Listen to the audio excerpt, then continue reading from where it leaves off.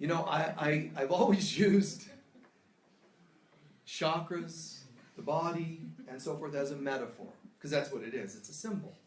So imagine this. Imagine we have 7 primary chakras, which we do. 7 primary chakras. Oh, this just in. Thank you for sending in a request. We have no help for you. Just kidding. So we'll address these as they come in. But imagine these chakras. See, and I do like that lightness and levity. It's important for us to remember to not just get into this really constant intensity and depth. I love the depth and I love the playfulness. All of these things are part of a dance. And so that's the groove we get into, at least when I'm involved with speaking. That's the groove. We kind of play, we kind of move, and there's song and there's movement and dance and celebration, and it's all part of it. It's not just a one-dimensional kind of way that I teach. So we have these chakras. The upper 3 chakras represent the presence of God in all of us. So when Jesus says, the kingdom of heaven is within you, he means it. He didn't say, the kingdom of heaven is sort of, kind of, metaphorically within your being, if you're lucky enough to find it. You know? He said it is. The kingdom of heaven is here. And it's within you. Oh, that's good news. Then where is it? Well, it's very easy. Where do you pray? Where do people constantly pray? They look up to the heavens to pray to God. Well, where's that? Up within yourself. So does that mean I should pray to myself? Hello, Michael's inner pituitary, pineal, and thyroid glands. All praise to thee, upper chakras within Michael's body. No. They're symbols of the doorway to the greater I am presence of God. So, though, metaphorically, here's that presence.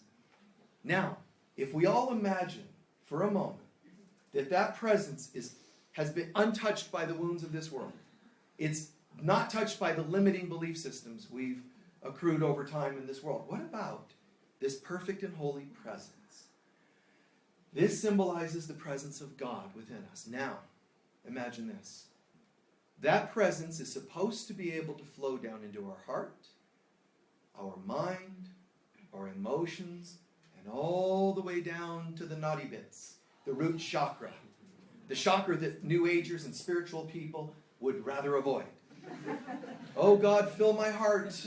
I have no body, no desires, no nothing. Just fill my heart and we'll be good. You probably don't want to see that any more than that. You know, but no, fill me. It's like Yogananda says, here I am, as I am, fill me. You know, just call, be bold and courageous and say, here I am, fill me. So imagine this now. If the heart represents the intuitive, forgiving, love-based self, how successful are you, or would you be, if you called God's presence into your heart? Try to imagine how, on a 0 to 10 scale, 10 being the highest, how successful would you be? And be honest about it. You know, can I really say that God flows from a 10 up here to a 10 here? Is it still fully God's presence when it reaches my heart? Or do I have a heart that's been shut down? Do I have inhibitions and blocks in my heart? If so, let me just own those. Evaluate that honestly. Then what about the presence of God pouring down into my mind, the lower mind, the analytical mind, the thinking mind? How well does that go? It pours down further, just symbolically. Pours down further. How is it for you? Do you really ask God? Can you say that it's uninhibited? It's a 10. The presence of God pours and flows into my mind, my thinking self, uninhibited. And it guides my mind on what to think and, you know, what direction to go and how to organize my life. Or, as most of us, we really block God out of that center. Our thoughts are usually ego-based thoughts, fear-based thoughts, limiting thoughts. So, take a second. Think about that. Rate that. How are you doing asking God into your mind?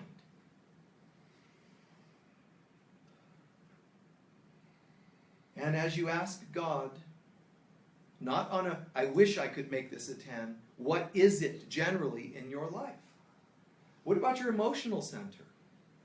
How well does God fill your emotional center? How thoroughly do you allow Spirit, God, to pour into that center?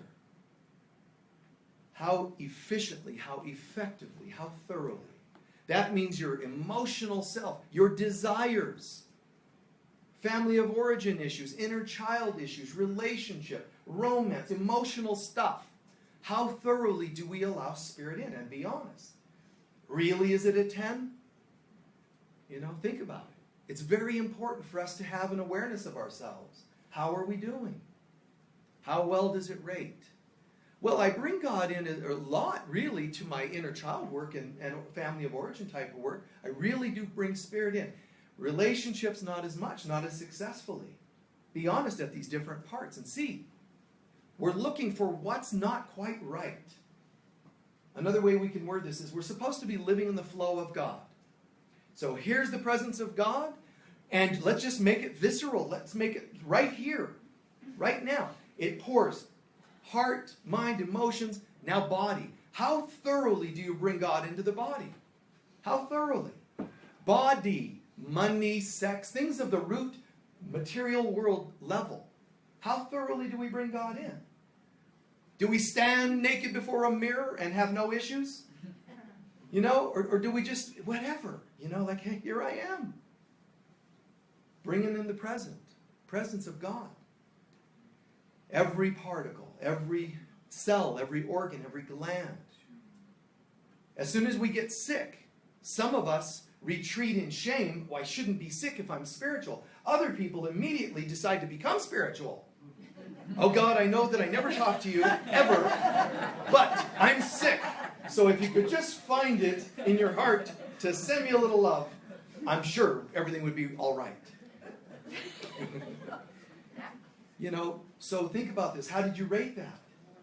And then look back at the whole picture. Here's 2 ways to look at the whole picture. 1, just look back at all of them. How are we doing? Where's the weakest center? Is it the thinking? Is it the heart that has shut down, become kind of frightened and cold from wounds in the world and life stuff, limiting beliefs? Because the heart's all about beliefs. Yes, it's about intuition and creativity. What about your creativity? How's that doing? Shutting it down? Then you might want to rate this a little lower than you had. So tune into the heart, the mind, the emotions, the body. Overall, how's it doing? Which one's strongest? Good job. Which one's weakest? I can tell you this, none, as I've talked about before in different workshops, none should be below a 7. 7 or higher, I would say, God, thank God, that's fantastic. I'm inviting God into body, at least a 7, into my heart, at least a 7, and so on. Rating anything below that, I'd be of concern. I'd be concerned. It'd be like, why? Start checking it out.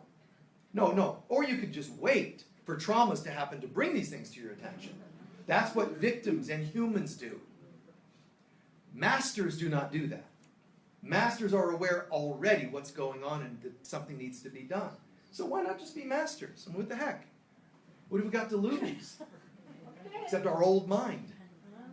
The old mind is not the mind we want. So, how did you rate? Now, one more thing you can do with that. If you were to give a mean average to all of them, how would you be doing?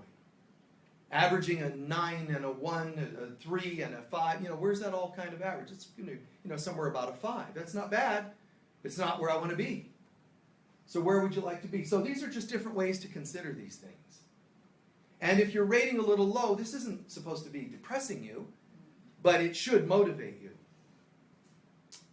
And if you were hoping you're a 9.5 and you found out you're a 2, I'm sorry. Because I know that's a painful thing, a painful thing. There's a lot of things in this life that make us do that. We think we have a faithful partner, they cheat on us. We think we've lost, 20 pounds, we get on the scale and we gained 3. These are things that are a bit depressing. They're not where we thought we were. We think we've healed an illness. We get to the doctor, they said, no, actually it's worse. That's what it's like to think we rated really high all the time and we really have some areas that are a bit off. So living in the flow of God is what we're looking for. Living in the flow to me means here's the light of God and it pours on through me. What's mostly blocked? I need to work on these things. But I want this to flow uninhibited through my being. Guys, get out of this notion the New Agers have taught for so long that you're supposed to only float up in the upper chakras. The light of God's supposed to fill every part of our being. To be sexy and passionate, playful and humorous, courageous. Just life can be fantastic. But we learned year after year, generation after generation, to live small. We've done it to extremes. Through religion, we knew, let's just live our upper chakras. They didn't call it chakras, but they said, let's just live in favor of the Lord, and everything else is naughty. Shameful, sinful, just ignore it. And then they never did. They just did it all, hidden. Right? Just hidden. It's not healthy. But that's what religion taught us. Hide it all, shame it all, just don't do it, don't think about it. But if you are going to act on it, be sure not to tell anyone. But we've grown up, because now we don't have religion, we have spirituality, and spirituality is teaching us exactly the same thing. It just calls it something different. We don't shame it, we just don't need it because we're really up here in our upper chakras. Finances are a struggle and so forth. I leave my body while I'm making love, but everything's fine. Be here. How do I get here? How do I bring the presence of God through all things I do? And this is going to get tricky as I'm talking, because something creepy is going to end up happening in our consciousness. When we say, okay, that's it, I want to live fully, as much as possible, the light of God, there's this part in us that gets instigated and irritated. It's the shadow part. And then people go, okay, what do we do with the shadow? Well, there's a lot of thought and books and, beliefs around this idea of what a shadow is. I remember when I was going to be hired to come here and be the spiritual leader, one of the people on the committee to decide whether I was worthy or not decided on this phone conference call they did, a phone interview, and one of them said, looking for a way to get rid of me. That's what they were doing. They were just looking for, we'll catch him on this one. Michael, what do you think and teach about the shadow? It's like, oh, this was perfect because I knew. This is it. If I tell them what they want to hear, I could get hired. If I tell them the truth, I might not. So I was like, let's just go for it, man. Tell them the truth. And because the other folks that were involved said, oh, we like that answer, this person just bailed and quit from the committee immediately. It was, they couldn't handle the idea. What I said was this.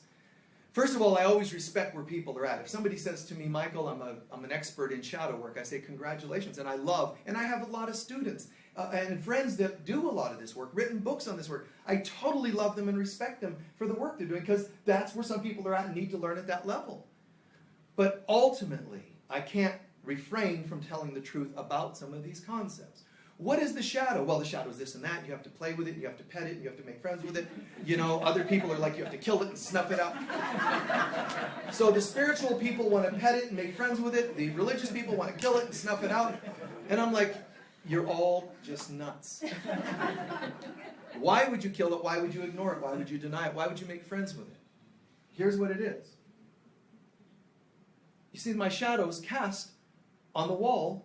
Why? Because my hand is between the light and the wall. So what is a shadow? It's where we cast ourselves between the light of God and the outcome. It's just the part of us that's in the way. That's another way to call it. You don't have to call it and name it something spectacular. I call my shadow Mikey, You don't have to get that clever with it. What is it? It's a shadow. It's not there. It's just an appearance of something. When I get out of the way, my shadow's gone. There's the metaphor right there. When I get out of the way. So really, shadow work mainly needs to be work about teaching me how to get out of the way. That's why the Course, in Course in Miracles, Taoism, and so many other traditions say, I need do nothing. See, I need do nothing. It's what it means. It doesn't mean literally do nothing. There's all these people that want to pretend they're spiritual saying, I need do nothing, therefore I do nothing at all. Hi, there's a house across the street that's on fire. Oh, tough for them because I need do nothing. I'll just sit here and be. That's not what this is asking you to do. It's asking you to be and then do the next right thing from the being. How to do from a place of being. That's what it's asking us to do. So we don't fight the shadow. We just learn to love. I don't have to do anything with it. I wouldn't recommend a whole lot of work on the thing that's cast on the wall. I'm not saying don't do it at all. It's just that it's done inside, not outside. Now, how do I do shadow work on the inside? I learn to disappear to where there's less of my human self in the way, blocking the light. We can go, God, this is sounding brilliant. Let's coordinate this into kind of a system and steps on how to, and you can do that. But there's some important things I want to share, and that is, on earth, you're typically going to cast a shadow. On earth, you will. Because you're in a body. Jesus cast a shadow. Because you're in a body, that's what's going to happen. But how intense is that shadow? How in charge is that shadow? In other words, the more dense I am, the more dense my shadow. I can learn to cast less of a shadow. I'm still a person in a body, but I can learn to get more and more of me to be out of the way and gone, dispersed. There is a point where, like a Shaolin master, Shaolin monk, you walk on the rice paper and you don't destroy all the paper. Because there's so much of the ego self that's not there, you don't leave these heavy steps everywhere you go. When I look at my life, and when you look at your lives, ask yourself, what is the percentile of people that like you? You know, I'm not saying you should base everything on how well liked you are, but it's pretty nice when you can say to yourself, you know, I've got 20 family members and the majority are at peace with me. Now, family's a tough one to use as a rating system because you can have all of them dislike you and be totally the right kind of person. But then take it over to friends. Then take it over to students. Take it over to clients. Take it over, you know, take it over to listeners if you're a musician making CDs. Just the general consensus, the general feeling is what? Are you nothing but a judgmental, angry person? Everybody kind of tries to hide from you because you tend to be, you know, judgmental, and you're going to pick on what they're wearing and how their hair looks, and you know, that's kind of intense. And I'm not saying you're bad, but I am saying it needs work. How can I get more of that stuff out of the way? I mean, I really feel just so honored that there are so many people that get what I'm about. And there's going to be one in every so many that go, well, you know, I really like what he's about, but wait, I'm going to look over there behind him to see how much shadow he casts. Oh, look, a shadow. Oh, now I don't like him. There's people like that. They're going to kind of pick on that thing that they call a shadow. Now, Edgar Cayce said that the more you're in the role of leadership, the more you're going to actually have spirit beings constantly on you, attacking you. So you guys come to a center like this, you meditate, you do yoga, you pray, and sometimes wonder how and why anything could possibly go wrong. The more you're living in the light, the more there's this intensity. Here's one example, Old Testament and in the Torah, the story of Moses. There's this story where this spirit comes and has to fight with these other spirits to take the body of Moses to heaven. And that's an example of what happens. We are dealing with spiritual warfare to some degree. Ultimately, there is only God and only love. But while we're living in dimensionality and in this universe, there are people, human and people spirits, that don't like peace. So they want to create conflict. So the body of Moses was ready to be raised up and become an ascended master. He was ready to raise up and go to spirit, body and all transforming. But why is there this fight over his body? Because these spirit beings don't want that to happen. Edgar Cayce's channeling. And he would try occasionally, in the readings, there would be like an interception. And in the readings, they would say, what's wrong? The information cannot be given.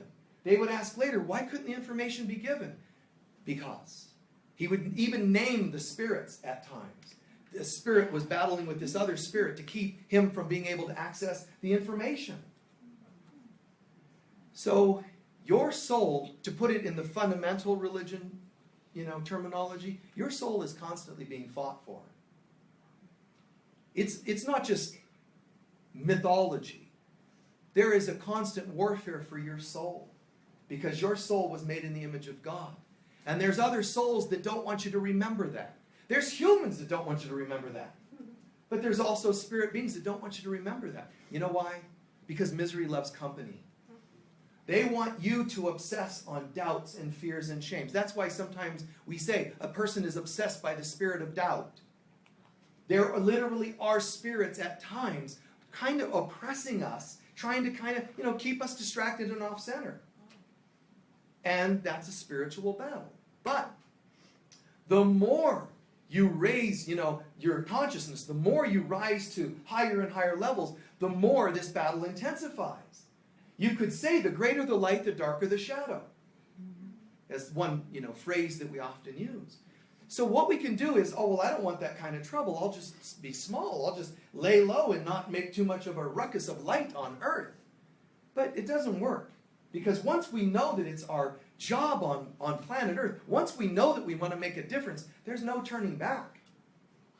But if you're a counselor, if you're a social worker, do not go to work and of yourself try to deal with this every day. Call in that presence of Archangel Michael and the like to be with you, because of yourself you can do nothing. Do not go in and try to deal with that kind of stuff every day and not protect yourself. And I don't mean protect against evil. I mean just, you've got to remember to hold in that presence so thoroughly that you could say, if God is with me, what could be against me? I'm here to bring the light of God. I'm here to be the light of God. You don't have to go, oh my God, there's another one. I better, protection. Because then what you're doing is now you're putting too much energy on other people's darkness that you think you need to protect yourself against. I'm talking about holding that consciousness, holding that light. Ancient civilizations developed smudging and crystals and this and that and the other to keep things clear. Those things are helpful, but they only help. Nothing can keep us more clear and protected than our consciousness, our alignment, our choosing to be in the flow of God. So this is something that's very, very powerful. And when it comes to that idea of shadows, these spirits, they know what you're about. If these spirit beings, and they're whether they're deceased people or whether they're, spirits that have always been spirits, they can tell there's somebody who's trying to bring in the light into themselves and for others. Look at, they're over there working in a social system. Look at, this person's over here trying to transform prosperity in their lives. There's spirits specifically for that. Now, instead of sounding like we're victims to the spirits, here's another way of saying it. What if you have some karma around finances? In a sense, you could say sometimes there's beings assigned to you to help you work on that. That's not what they think they're doing, but that's what they'll end up doing if you get it right. So if you have issues of finances, you could have a deceased being or some doubtful, fearful person oppressing you. If you've heard of when you do clearings, sometimes you have people, energy, vampires, energetic vampires sapping into your energy system. Healers can remove that stuff. The downside is, if you don't change your consciousness, they're all coming back anyway. So it's a matter of like sneezing and then replacing it with what? What do you do when you sneeze? Bless you. That is a sign that when you sneeze, the old superstition was, when you sneeze, it's one of only 2 times you sneeze and all your chakras blast open, your aura bursts open, everything just poof opens, just like when you say goodbye to stuff of the past. Kaboom, gone for a moment. But in that moment that it's gone, do something else quickly. Replace it with the presence of God, which is what we always would do when people would sneeze. Bless you. Because that was the superstition was. We knew that people would blast themselves open. We would say bless you, meaning you've now just opened yourself up before anything gets in. Bless you gives them a blessing that secures them and seals them again. Ooh. So, 2 times, believe it or not, sneezes and orgasms are the times when the energy systems burst open for a moment. I don't think it would work for you to tell your partner, bless you, but can't fight.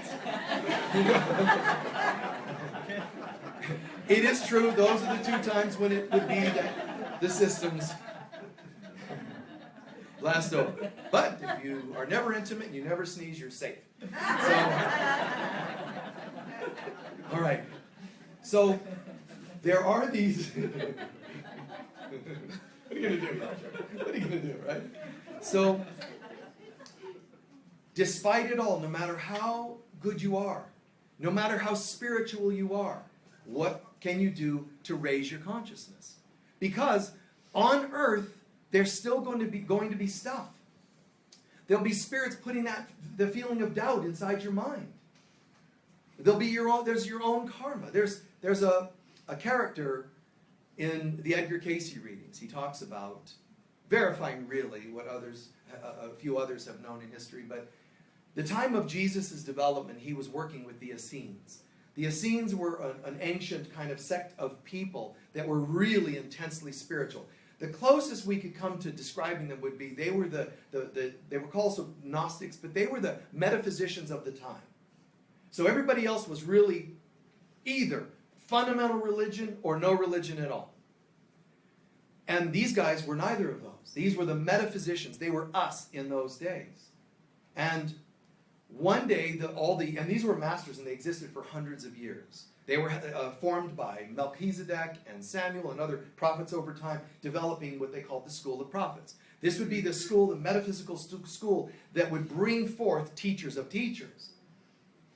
And these people lived by astrology and numerology. That's how they got an idea of who was coming. They followed the stars, like the Magi that went and discovered the birth of Jesus. So these people were really advanced, but they got the guidance. A teacher is coming, and this person's going to be instrumental. He is going to be instrumental in changing the world, and he's going to be a teacher of teachers. Not yet the teacher of teachers, but this person, we're ready for them. So they get ready, and eventually this birth happens, and it's a girl. And the Essenes are going, but this is typically, even though the Essenes believed in female teachers, they were the first and only group in history that would do that at this point. But especially in that region. So they're like, wow, it's a girl. And they're getting guidance. What are we to do? If it's not just one of our teachers, this is going to be the teacher of the coming Messiah. And it's a girl.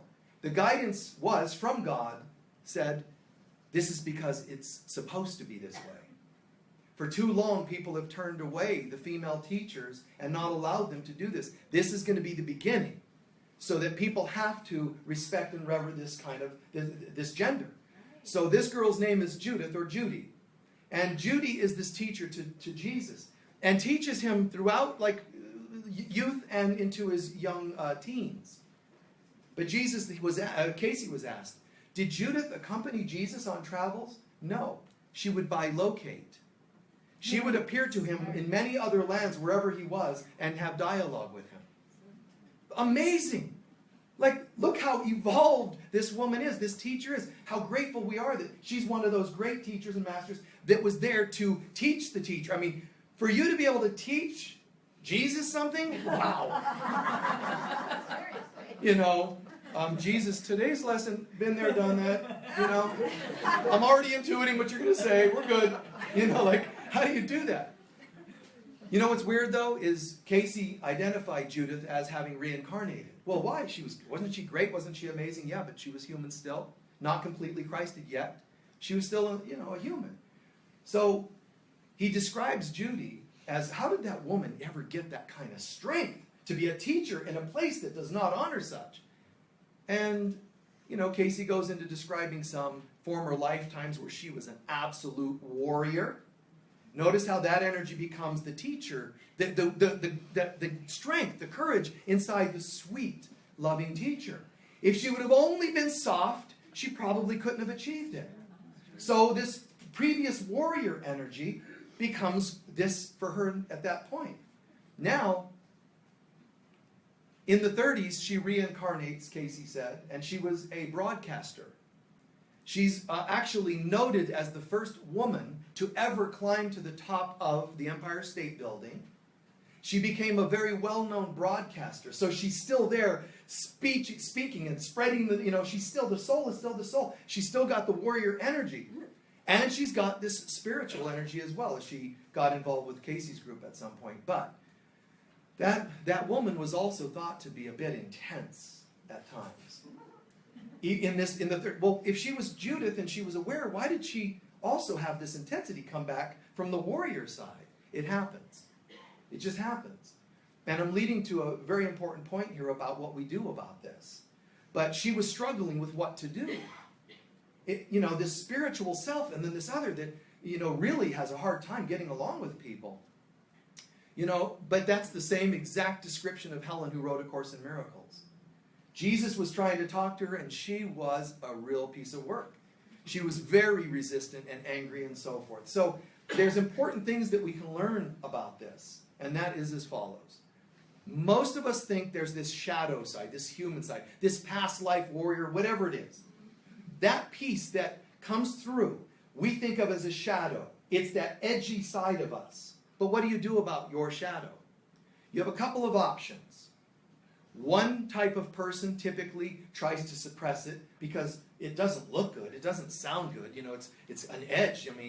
What if I'm a musician and I'm singing all about love and so forth, and then I've got to get all my gear to the airport, flight gets canceled, I'm missing another gig. What do? Just sit in the airport? But I'm loving the airlines, I'm loving the airlines. It's not easy. That other side might come out that says, excuse me, I have to get on that flight. And I know some things you can change and some things you can't. But sometimes you get upset, scared, whatever. The edge is going to come out. The shadow is going to come out. So we try to stuff it. Other people don't. They let it dominate their life and personality. And they just think, oh, well, that's how I am. There's a third option. And in my opinion, it's the most difficult option. But here's a suggestion. What I tend to do is not have a barrier between the two, where one overshadows me or one gets suppressed. What I do, as we talked about that flow, is I try to keep everything open so the light of God flows down, shines down on all parts of myself. Now, the awkward piece of that, what that means is that when I'm speaking, you kind of see the same person. So there's no contrast. There's no, I talk only like this with absolute peace and joy. And then off stage, it's completely the opposite. There's going to be bliss and peace when I'm off the stage and out in the world, and there's going to be an edge when I'm on the stage. So in other words, it's called integrated. This is me. It's the same me. Maybe a little more something here and something there, but generally this is me. I can be irreverent out there in the world just as I am here. I don't pretend to be reverent here and then act irreverent out there. So this is the tricky part, is to ask yourself. First of all, you have to know yourself. You can't pull this off if you don't know yourself. So a very important piece to all this is to get to know. Do you even have an edge? Do you have a piece of yourself that's a little bit challenging? Instead of running from it or letting it dominate, let it integrate. How? I'll explain, but how? Integrate. So you have a bit of a humorous side. Let it integrate. Don't push it away and don't let it over-dominate. Just integrate it into your personality. Integrate your spirituality. Integrate all things for the light of God. So let the light flow down into all parts. Parts that are inhibited. Oh, I don't like to really speak up for myself. I don't really like to this and that and the other, Somebody was sharing the other day, they sold something and it was sold to a couple of people that bought it, but they each thought the other had paid, so they left without paying. So here these people were like, oh, we don't want to say anything, but we could probably catch them there. Oh, but what do we say? And it's okay. Why would you be afraid to say, hi there, excuse me, I'm so sorry. We might have forgotten to pay you, do you mind? And they might go, oh, of course. And the reason this came up is because it happened with me. When they said, oh, wait, because I already left and walked back, and they said, we don't know if you paid for that. I said, oh, let me pay you. They say, but we're not sure if you paid. I said, I don't remember, so let me pay you again. And I thanked them. I said, I want to thank you for asking me, to have the courage to ask me, and for the money. You know? Like, don't be afraid. So what they just did with this family by accident, because it was such a ruckus and people were shopping all over. So it was such a ruckus, it was like, look, that happened to you and now you were too afraid. Now it just happened with me. I won't allow that.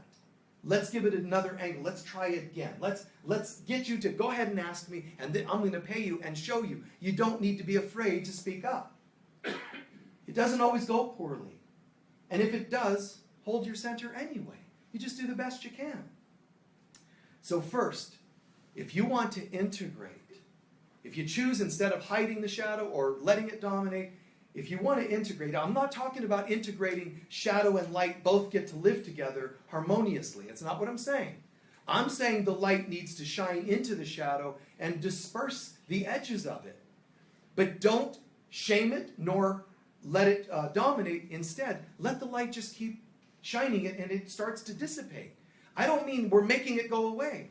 I'm saying that as we dominantly become good people, the other just gradually starts to fade. And not with shame. It just has less and less place. But the parts of it that are valuable can remain. So if you need a little of that past life where you were a warrior to help you because you're a speaker today, you don't judge it. It's just, it integrates. But the negative around it, the concept of it being bad and negative, fades. And instead you recognize the value of the warrior. That I can say yes, that I can stand up here. I mean, if you'd have asked me, I've been teaching 35 years. If you'd have asked me 40 years ago, you know, I remember being introduced to a friend of a family, and they, the male looked at me and he said, God, look at him. Because he said I would look down. I would not be able to engage. You know, the upbringing and personal lessons and learning, very shy, and I, wouldn't make eye contact very much, and, that sort of thing. That's the different person of today. So I had to integrate who I am and let the light and the benefits of what I do become so dominant that the fears and the shadow pieces and the inhibitions and the shyness just start to dissipate. But the good parts of those are the parts of me that are still a little shy, and I find them to be fine and of value. Because the parts that were once overly shy sort of have become like a humility. And I'm okay with that. I don't say you must eradicate all humility and and tell the world what I think. I hope I always have that little bit inside of me that's still that, and it's integrated. So first, if you want to integrate and become, just to take this option for dealing with shadow and edges that we have inside. And again, the challenge is then it's always happening. See, if I hide shadow, it only rears up once in a while. If you try this technique, or if it dominates, it's there all the time. This technique, the light is coming through, and I don't throw away that edge. It can always be there, but the light just keeps shining. So every day, I watch myself. Every day I try to do the following. Catch it and release it as instantly as possible. Release again, not shame away, but allow it to turn into light. Even though it could bring a bit of benefit to the light that I am, and that's great too, that's perfect. But the struggle, the challenge is to do this all the time. To not pretend there isn't that piece, but to let the light keep shining. And when the light shines on it, it will show up once in a while, because the light hits it. So out comes this extra and this extra, edge, or this extra whatever. And I've had to share with friends and employees to be careful and to let me know if I say something, because I could be saying something very strong and they can go, and I had to learn that they caught it the wrong way and said, I tell them, now let me know if that sounds that way, because sometimes it'll sound that way because it's all integrated and I don't segment it. So I'm going to say something and it's going to sound really and oops, if it was too much, let me know. You see, just let me know. I could go, I'm sorry, that's not how I meant that. Be so in touch that you can see when it's happening. Be so in touch that if you miss it and someone can bring it to you, that you can listen as well as you can. That you even know what you're doing and why you're doing it. Be so thoroughly aware of yourself. That's the first piece. Second piece, like I said, have some form of process. That when you see this, don't deny it, don't hide from it. You see some form of process, use some sort of process to heal this as you go each day. Because if you're going to be that aware, if you're going to be that willing to be enlightened, then the light's going to shine in. Be willing to see stuff. Be willing to see stuff.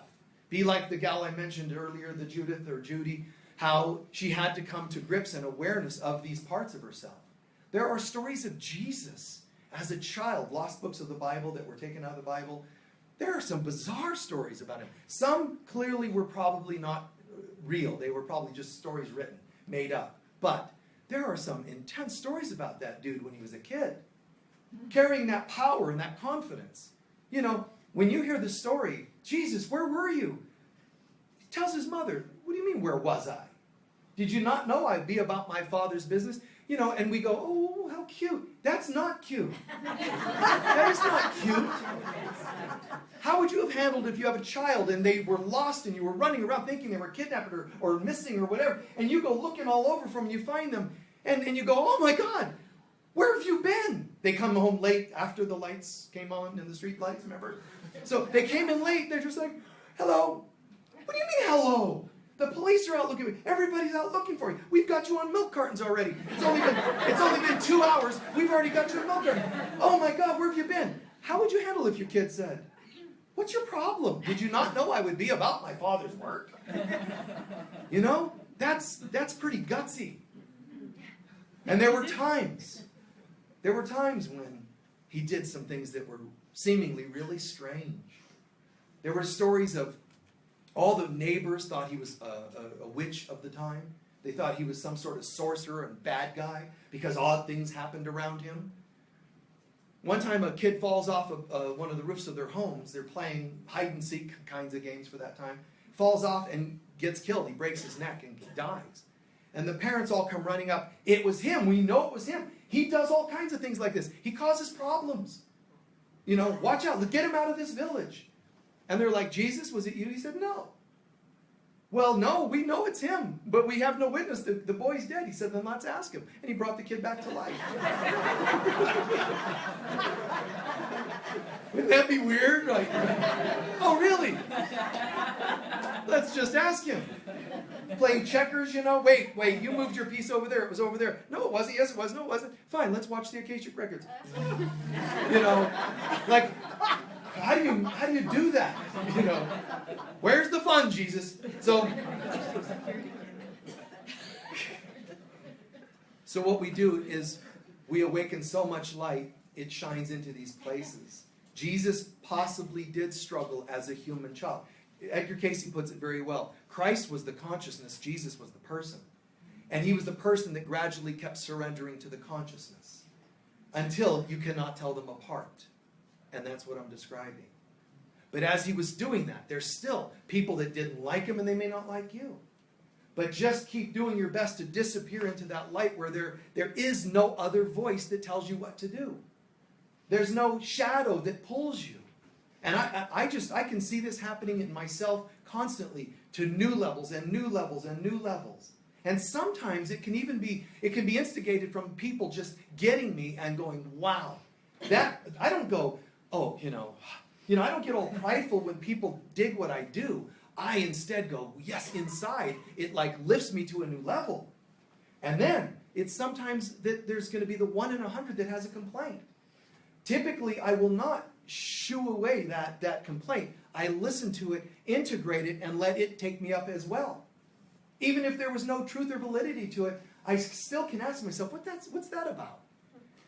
And even if it's false, what am I doing that allows it to even seem true? And then just adjust it. And some things you will not be able to change. There are things, clearly that people will think things and gossip things that are not true. One of the questions that came in was how to, staying out of negative talk. You can't always do that.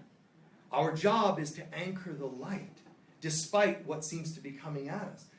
I find that if we adjust our consciousness enough, that stuff falls away or starts to steer out into la-la land where it belongs.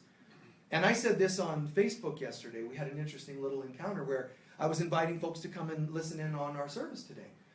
And one person, well-intended, they were beautiful soul, said, well, wait, because the way I said it was this, guys. Instead of just going, welcome, come on and watch us, instead I added something. I said, and by the way, be careful who you invite. Invite people that you can sense intuitively would be interested. Like, don't just invite everybody, because some of your friends are from fundamental traditions and they get more turned off and even triggered by this kind of thing. There's no sense in that. And one person had a valid point. But if they're triggered, so what? Maybe they'll learn from that. Yeah, but we just don't need more argumentativeness and fighting on this planet. So it became a little scrap, in Facebook, people exchanging ideas, some saying, but we really need to set boundaries and not be inviting people that don't resonate. Other people saying, but we love them all and let them all. And it was all true. It's true. Shine your light. And yet it's also true. Be respectful of other people's place, where they're at. I don't need to unnecessarily go and invite a bunch of people that are going to hate me on to watch our website. Why would I want to cause them more hate? There's nothing wrong with me saying, you know what? What brings the greatest good? And if someone out there accidentally hears about it and they do watch, good. Maybe they do want and need something deeper. But you don't have to go out of your way to get people invited to something that could just cause the opposite effect.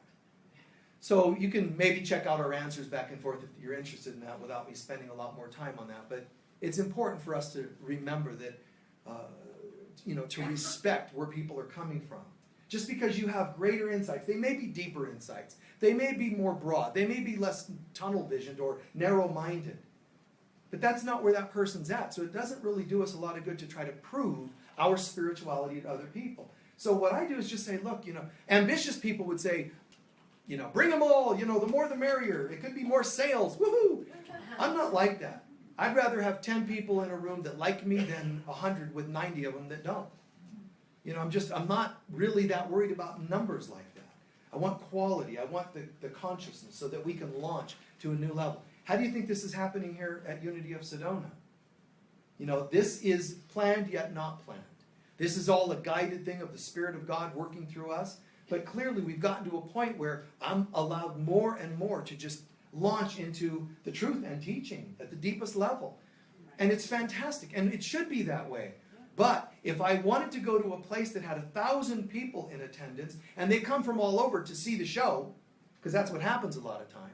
It's happened here when I got here. Everybody's talking, there's a buzz. Everybody comes to see the show. And they're gone, some of those people, the people that were most interested in the show. They wanted to see, what's this guy all about? We've heard this buzz. Well, they're not real. Therefore, they can't stay because they're not real. They're coming from a different place. So what are you looking for in your life? You're allowed to make decisions for yourselves. Partnerships, family members, friendships, students. You're allowed. And if you're really desperate for students, you're a new teacher, and you really try to get your first 5 people, 10 people in your living room, you might accept just anyone. Or if you're a massage therapist, you can get some of the most rude people, crude people, but at least they're paying clients. I'm not the type to do that. I will be just as scared as you to say to a client, if I only got 20 massage clients and saying goodbye to a couple could affect me financially. I'm just as scared as you would be if I had to do that. But there's something in me that knows whenever I've done that and I stood for the light, it takes care of itself. Oh well. That means you might not be able to have a family reunion and have them all show up. Then don't have a family reunion. Have fun instead. Have a peaceful experience with people that get it. And if you can only have, 18 massage clients and 2 of them you had to say goodbye to 2 of them because, they were there for the wrong reasons and agendas, good. Let them go. And don't get too caught up in it, because Spirit will take care of you and reward you for your commitment to the light. But if you sit there and obsess on it, you will override Spirit's attempt to reward you. Hang in. Stay the light. Stay the course. It's important for us to remember that. I've seen churches where a new minister comes in and people are all upset because they're going to go with new principles at that church. New principles. So they set the course. They lose 1/3 of their congregation. 1/3, man, that's a lot of people. Sometimes more. And I tell them, let them go. It's okay. But what do? The money and the dough, this and that, I understand. Then close. Or hang in there, stay the course, and you'll see a new group of people come in. And it happens in waves in our life. But most of us don't even do it consciously. The more we become conscious of being in the flow of God, amazing things happen. And we make decisions to say, you know what, I'm going to need to tell this client, I can't work with you. Find a tactful, loving way. You don't have to shame them. Even, codependent relations. Always try to heal the things. Always try to communicate. Anytime we fail to communicate, we're already wrong. When we say, I'm not going to communicate, but they're wrong. If you are failing to communicate, you're already part of the problem. But as long as you've done your best to communicate, as long as you've done your best to try to work on that partnership, get to a counselor, to work on your addictions, to get to a step group, to do what you can to heal things, then you're right on. You're totally righteous. You stay the course. But if I'm in alignment with God, I should not find deviations that say, yeah, look at me, I'm totally in alignment, but I don't talk to people when there's an issue and I'm afraid to voice myself. It's totally incongruent. How can I be the light of God in mind, body, and soul? And lastly, one of the best things to help you integrate is called the dark night of the soul. Even though the dark night of the soul is challenging, it's a difficult period, it's a Saturn return sometimes, astrologically. The dark night of the soul, one of its primary purposes is that things are falling apart in your life. But why? Because you're sneezing them away. And then you, okay, wipe the nose, do a sniff in and just get ready to roll. Okay, ready to go. Oh, but I have a family member that doesn't like me. One of my friends won't talk to me anymore, and I've gone through a divorce, and I'm not getting the raise at work. Phew. Center and roll. But do it in a new way. Do it with the presence of God as much as you can. And, of course, pray that those other people also find their version of God or guidance. Because it can be two people that don't even connect very well could both find the will of God, the consciousness of God. But to know whether it's authentically the consciousness of God is what we do after that point. Are you willing to love still, even if you don't talk to the person anymore? Can you still say you can love them, send them love? Are you willing to talk if the person tries to talk and connect? Especially if they're trying to make amends. Never turn anybody away who's trying to make corrections for wounds they might have caused. Never. And never fail to do your part to make amends. That's where you can say, when you see me, you see the Father. That's what Jesus said. And it's not a father, male, gender. When you see me, you see the presence of God. No, I don't think you should say that to everybody. I don't think that's going to go over really well and easily, But I will say, it should be your truth. It should be your truth when you say, what is God and what is the Holy Spirit of God? You have music playing somewhere. Or, it was God. Okay, so you have this presence. Isn't that great? You've just got this presence. And how nice to live and be that presence, to know that you're integrating all the things possible, learn everything and not close your mind to learning. And the dark night of the soul will try to strip away things that are no longer necessary. But what do we do about it? We can run, but we can't hide. We can try to avoid. We can try to beg the heavens for help. And it is already sending that by getting rid of things out of your life. So that which is of value, that's what I'm looking for in my life. How can I be a more integrated example of this light of God? How can it be that, what is the Holy Spirit of God? What is the Spirit of God like? Don't put gender, but what is the Holy Spirit? What is the Spirit of God? Love, peace, joy. Are you bringing that? Are you living that? You see? More and more and more. Are you being the presence of God? Do you want to be the person in the line that only complains? Or can you be the person in line that makes a difference and lightens things up a little bit?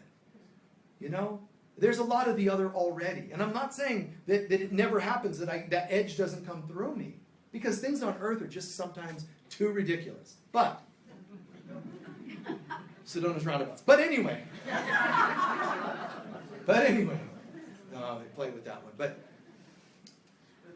whatever the case may be, what is the Holy Spirit asking me to do today? So I close with remembering this, guys. Reminding you to ask every day, what would you have me do? What would be the most portrayal demonstration of God's presence to the best of my ability? Go for it, go for it, go for it. Where you block, where you get stuck, you deviate, see it, bounce back. Find a self-correcting technique. Catch yourself, bounce back. You can just do it as a quick mental readjustment, or you can do it as a full-on prayer. I can see I'm deviating off my center. How do I know? Because I'm not feeling peace right now. When I feel angry, when I feel defensive, something's taking me off a little bit. How do I recalibrate? Let me forgive. Let me release my thoughts and opinions of other people or myself, if it happened to have been me that I judged. Let me recalibrate back to love. Now, I don't have to do anything more at that point. I can do some more, but right there, it's nice to just sit for a moment, because what will happen is an energy starts to fill you. It starts, I don't care if you name it, Shiva, Holy Spirit, whatever term you use, the presence of God starts to fill us.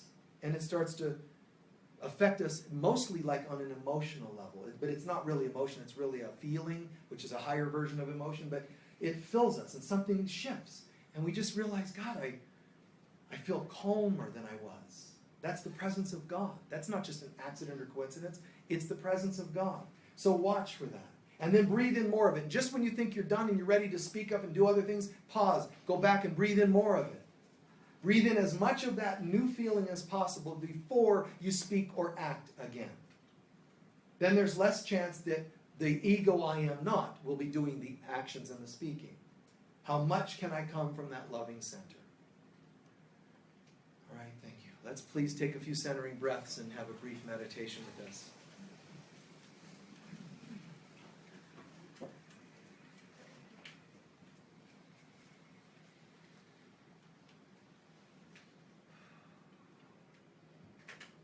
Once again, let's set aside all the stuff of the world.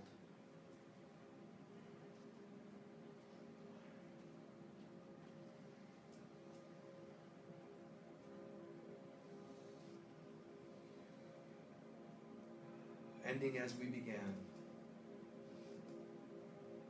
Looking back, imagining the presence of God in the heavens, pouring into one center after another, the heart.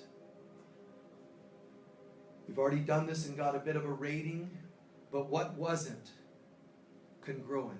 What was blocking or limiting the flow from being a 10 in the heavens to a 10 in my heart? Let's ask ourselves this.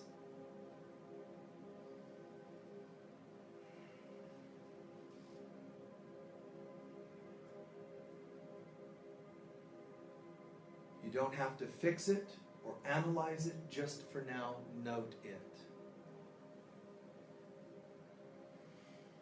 What is it in my thinking and left brain or analytical mind that inhibits this flow from being a 10, even into my thinking processes? This is the part of me that organizes, willpower, focus, study. Am I weak in any of these areas?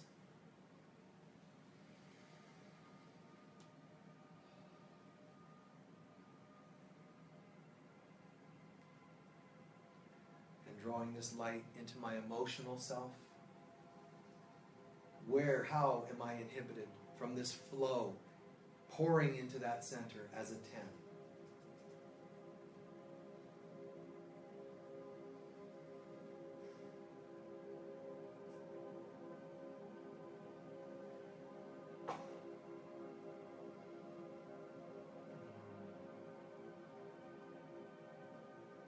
How and where does it inhibit or get blocked?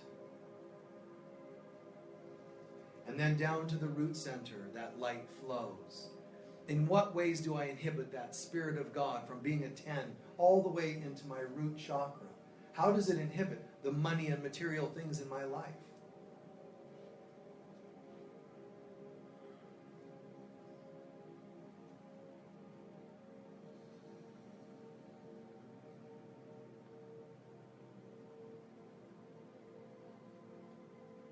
Be aware of all these things, all these blocks.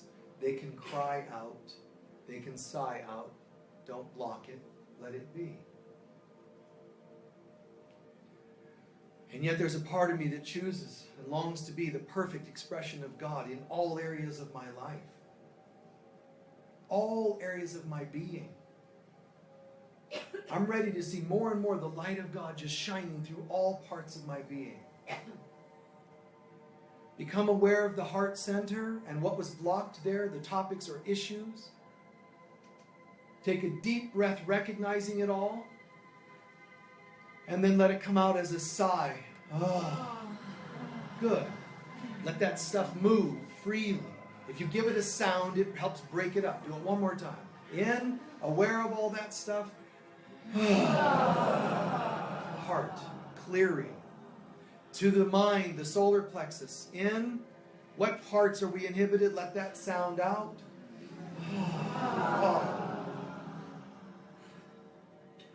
To the emotional center, the navel center. In, out. Choose to hold none of it in for no reason. The root center. In and out.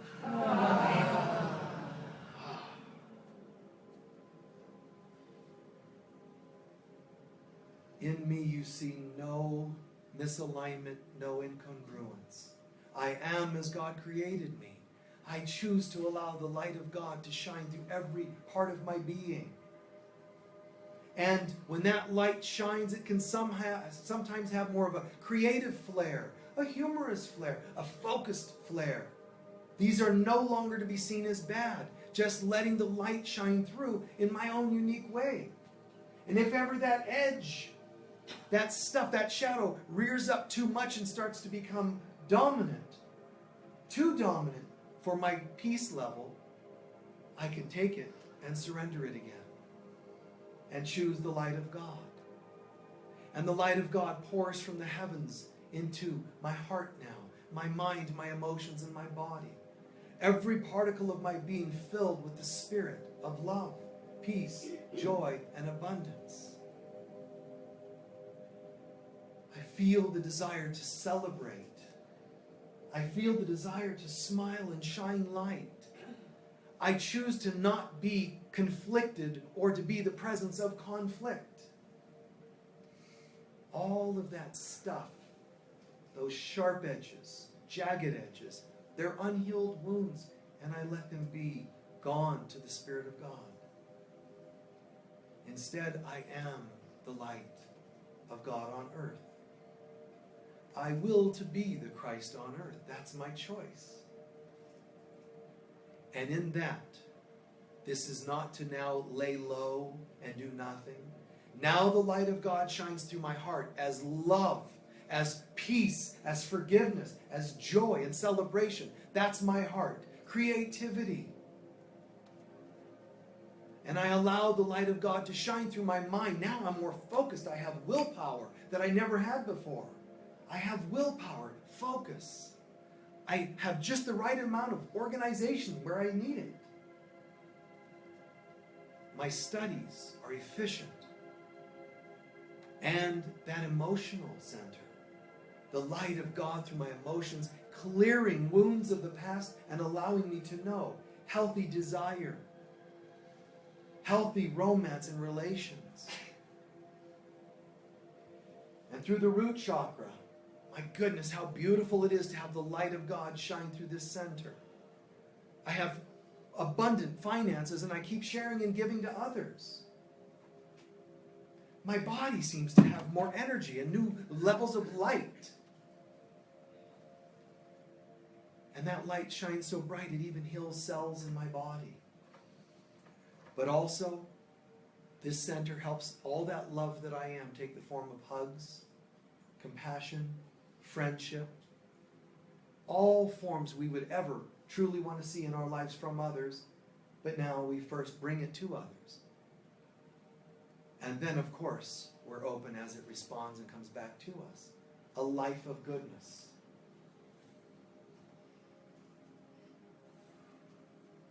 And so it is.